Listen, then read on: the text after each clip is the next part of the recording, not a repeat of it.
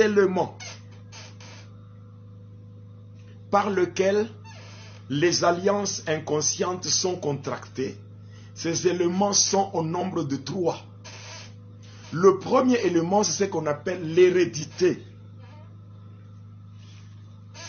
L'hérédité ou l'influence de l'hérédité. Le deuxième élément, c'est le pouvoir du sang. Le pouvoir du sang. Et le troisième élément, ce sont les relations sexuelles illicites. Voici les 3 éléments qui permettent au diable de faire entrer les enfants de Dieu dans des alliances inconscientes afin de modifier leur destinée. Le premier élément, c'est ce qu'on appelle l'hérédité ou l'influence de l'hérédité. Deuxième élément, le deuxième élément, c'est le pouvoir du sang. Le pouvoir du sang. Et le troisième élément, ce sont les relations sexuelles illicites. Bien-aimés, si nous prenons Matthieu 22, 25 à 27, vous allez voir l'influence de l'hérédité. 7 frères qui ont connu de la mort. Ici, nous ne sommes pas dans l'Ancien Testament. C'est dans le Nouveau Testament, bien-aimés. Ici, nous sommes dans Matthieu 22, 25 à 27. Ce n'est pas dans l'Ancien Testament, c'est dans le Nouveau Testament.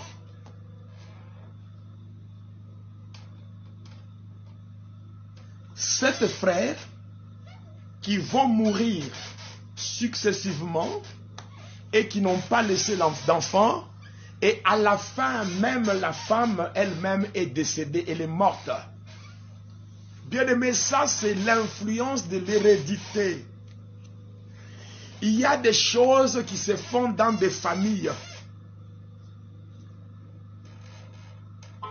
Il y a des choses qui se font dans des familles. Suite à l'influence héréditaire, il y a beaucoup de gens qui sont victimes de maladies, des échecs et de l'ivrognerie. Vous allez voir des familles où les gens vivent les mêmes histoires. Le premier frère est mort. Il laisse sa femme à son frère. Ainsi de suite, jusqu'à ce que tous les 7 sont morts. Et à la fin, même la femme est décédée. Il y a des choses qui sont cachées dans des familles. Qu'on ne te trompe pas, bien-aimé. Ces garçons qui étaient au nombre de 2, avec leur destinée, selon le plan de Dieu.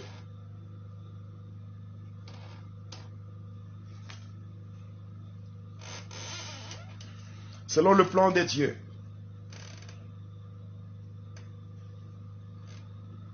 Mais ce garçon-là, tout d'un coup, sans savoir pourquoi, on va leur dire,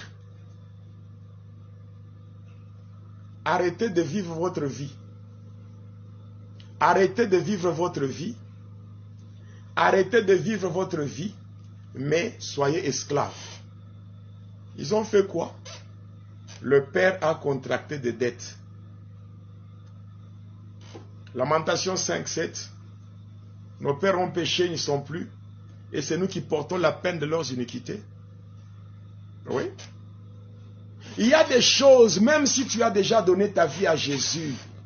Le tout n'est pas de te contenter seulement, j'ai donné ma vie à Jésus. Non. Tu as donné ta vie à Jésus, mais combat et détruit les œuvres du diable.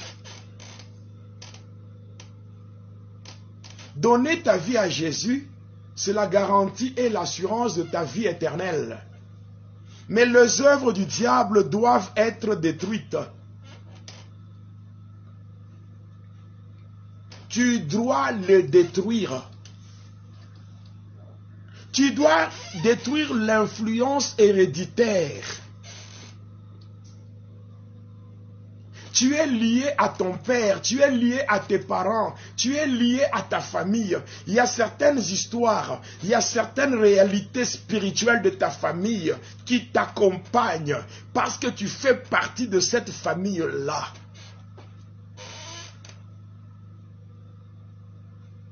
Voilà pourquoi la Bible dit, dans Jean chapitre 1er, versets 12 à 13, à tous ceux qui l'ont reçu et qui croient en son nom, et leur a donné le pouvoir de devenir enfants de Dieu.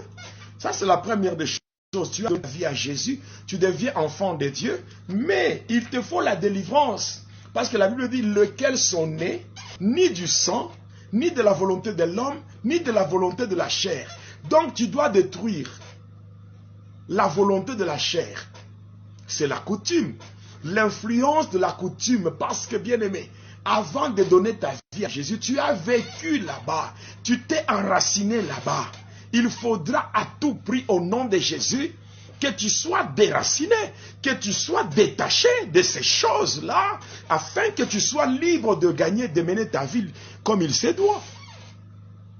Donc toi, tu te dis, non, j'ai donné ma vie à Jésus, c'est fini. Non! Détruis l'influence héréditaire. Sinon, il y a des choses qui vont se coller à toi et ces choses-là vont te pourrir la vie. La deuxième des choses, il y a ce qu'on appelle le pouvoir du sang. Le pouvoir du sang.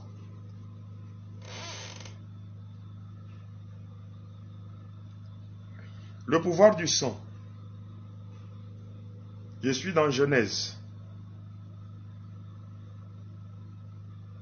Genèse 9, verset 4.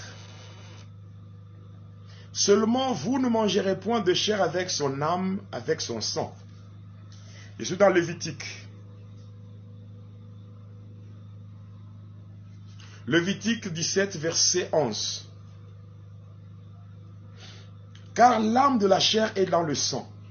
Je vous l'ai donné sur l'autel, afin qu'il servît d'expiation pour vos âmes, car c'est par l'âme que le sang fait l'expiation. Bien-aimés dans le Seigneur, ici je parle sur le pouvoir du sang. Car la vie est dans le sang. L'âme est dans le sang. Au fait, le sang représente la personne dans la dimension spirituelle. Ainsi, par le sang, on peut modifier ta destinée en t'introduisant dans une alliance. Et passant par le sang, on peut contrôler ta vie. Il faut faire très attention avec le sang. Et en dernier lieu, il y a ce qu'on appelle la relation sexuelle illicite. Pourquoi? Parce que le sexe, c'est une porte spirituelle. En lisant 1 Corinthiens 6, le verset 16, il est dit quoi? C'est lui qui s'attache à une prostituée. Je prends 1 Corinthiens. 1 Corinthiens.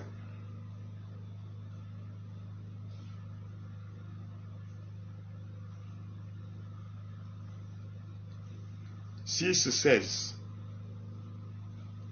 Loin de là, ne savez-vous pas que celui qui s'attache à la prostituée est un seul corps avec elle?